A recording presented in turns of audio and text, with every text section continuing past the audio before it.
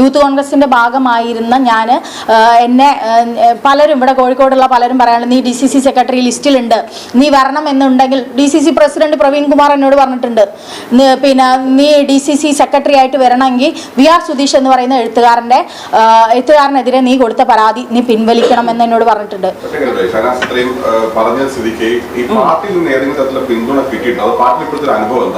ഞാൻ ഇപ്പോഴും പാർട്ടി ഭാരവാഹിയാണ്. എന്നെ ഒരു മുതിർന്ന നേതാവും ഈ നിമിഷം വരെ ഷഹനാസിനോട്, നിങ്ങൾ പറഞ്ഞല്ലോ ശ്രീനാഥ് ദേവി കുഞ്ഞമ്മ എന്ന് പറയുന്ന വ്യക്തി അതിജീവിതനൊപ്പം എന്ന് പറഞ്ഞിട്ട് പരസ്യമായി പറഞ്ഞിട്ടുള്ളൊരു സ്ത്രീയാണ്.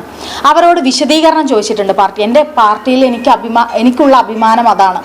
അവരോട് വിശദീകരണം ചോദിച്ചു എന്നും അവർ തന്നെ പറഞ്ഞിട്ട് അതിന് വിശദീകരണം കൊടുത്തു എന്നും അവർ തന്നെ പറഞ്ഞിട്ടുണ്ട്. എൻ്റെ പാർട്ടിയിൽ ഞാൻ ഇന്നും KPCCയുടെ ഒരു പോഷക സംഘടനയായ സംസ്കാര സാഹിത്യയുടെ ഭാരവാഹിയാണ്. എന്നോട് ഒരു മുതിർന്ന നേതാവ് വിശദീകരണം ചോദിക്കുകയോ നീ പറഞ്ഞത് ശരിയായില്ല എന്ന് പറയുകയോ നീ ഈ സ്ഥാനത്ത് നിൽക്കാൻ അർഹയല്ല എന്ന് പറയുകയോ ചെയ്തിട്ടില്ല. ചെയ്താലും അത് ഞാൻ സ്വീകരിക്കും എന്നുള്ള മനോഭാവത്തോട് കൂടിയിട്ട് പ്രതികരിക്കാൻ വന്ന ഒരാളാണ് ഞാൻ. അല്ല, എന്നെ വിളിച്ചിട്ട് ഷഹനാസെ പിന്നെ എന്താ പറയാ, നീ പറഞ്ഞത് നന്നായി അങ്ങനെയൊന്നും ഒരു കാലത്തും പറഞ്ഞിട്ടില്ല. എനിക്ക് എല്ലാ കാലത്തും പാർട്ടി എന്നല്ല എല്ലാ ഇടങ്ങളിലും നമ്മൾ സ്ത്രീകൾ പരാതി കൊടുക്കുമ്പോൾ അനുഭവിക്കുന്ന പ്രയാസങ്ങൾ പാർട്ടിക്കകത്തും ഞാൻ അനുഭവിച്ചിട്ടുണ്ട്.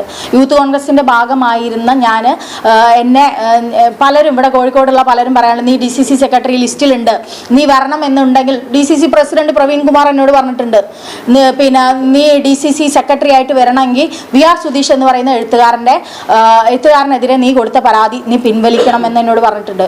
ഞാൻ ഒരു സ്ത്രീയാണ്, ഞാനിവിടെ നിൽക്കുന്ന ഒരു വ്യക്തിയാണ്.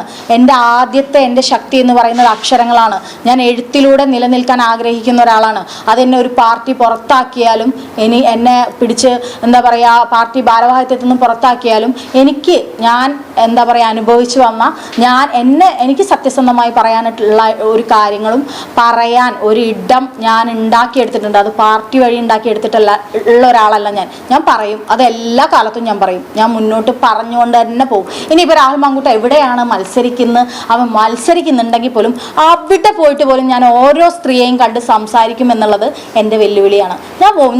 ഞാനടക്കമുള്ള ഒരുപാട് സ്ത്രീകളുണ്ട്, സ്ത്രീകൾക്കൊപ്പം നിൽക്കുന്ന ഒരുപാട് സ്ത്രീകളുണ്ട്.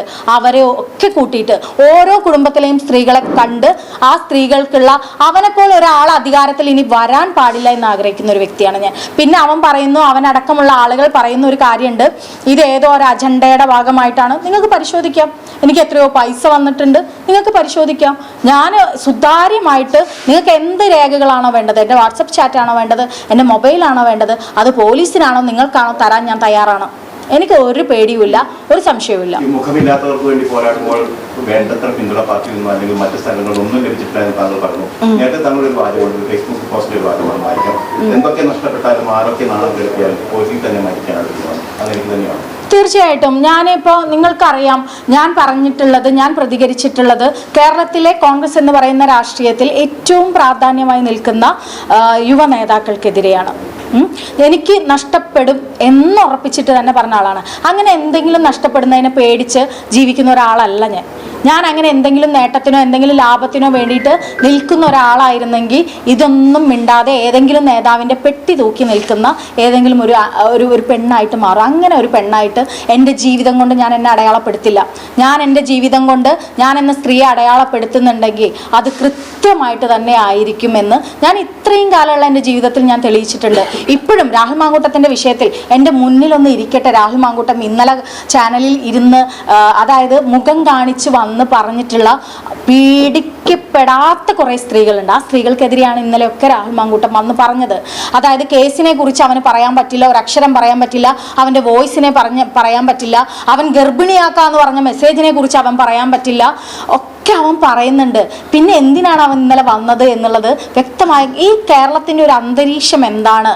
അതായത് ഷഹനാസ് എന്ന് പറയുന്ന വ്യക്തി ബാക്കി ഉള്ള പേരുകളിലുള്ള വ്യക്തികളും സ്വന്തം മുഖം കാണിച്ചിട്ടാണ് ഇവനിങ്ങനെയൊക്കെ പറഞ്ഞു എന്ന് പറഞ്ഞ് വന്നിട്ടുള്ളത്.